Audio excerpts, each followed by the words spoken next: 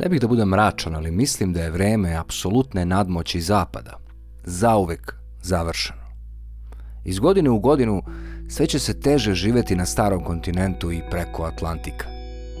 Evropa i Amerika će uskoro morati da nauče kako da žive isključivo od svojih privreda.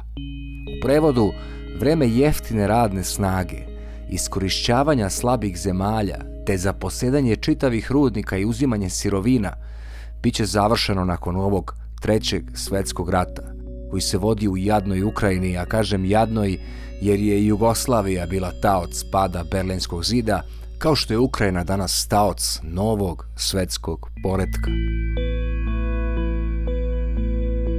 Jeste li primetili kako naši zapadni mediji redovno prenose izjave Putina, Lavrova i Zaharove, iako su zvanično ruski mediji cenzurisani kod nas?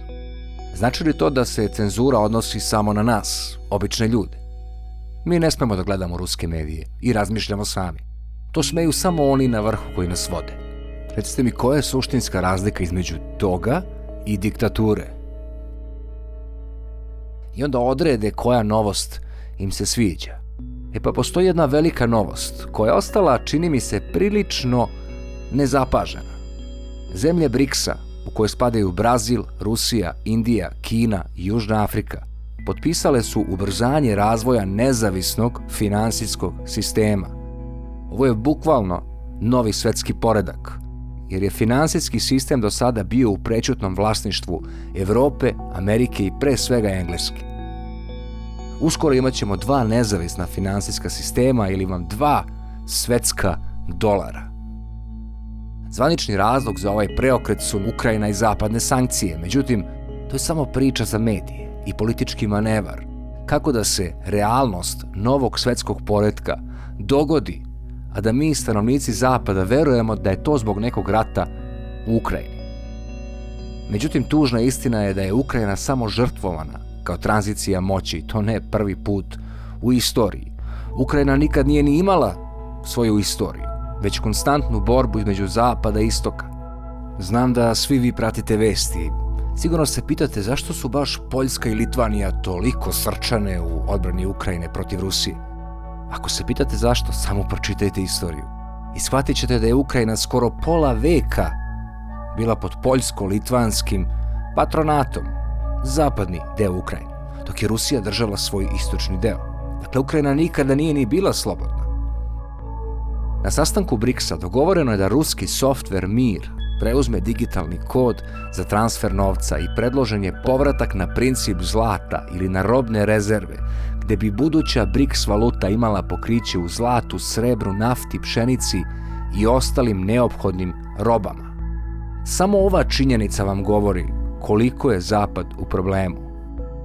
Svi znamo da već decenijama unazad Amerikanci nisu de facto dokazali niti pokazali sa koliko zlata raspolažu.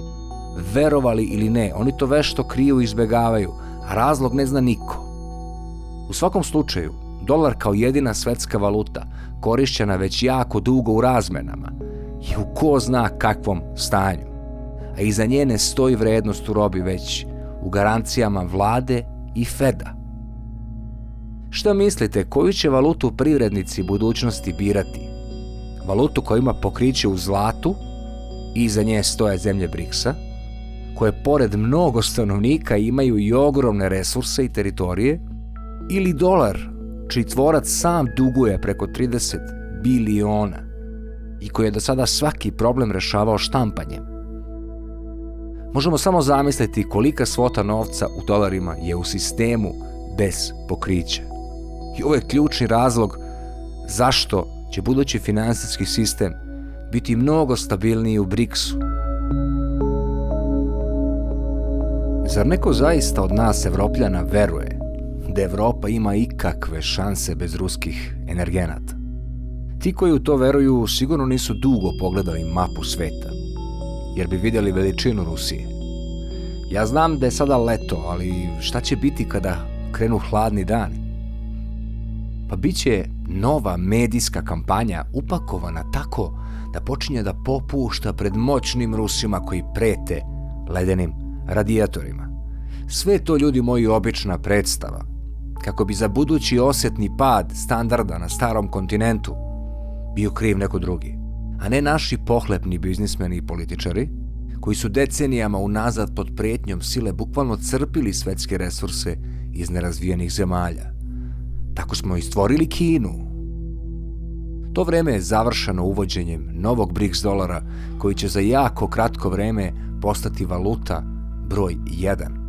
Evropa će pribeći nuklearnoj energiji jer ćemo jedino tako moći da preživimo, a problem je to što je Evropa mala.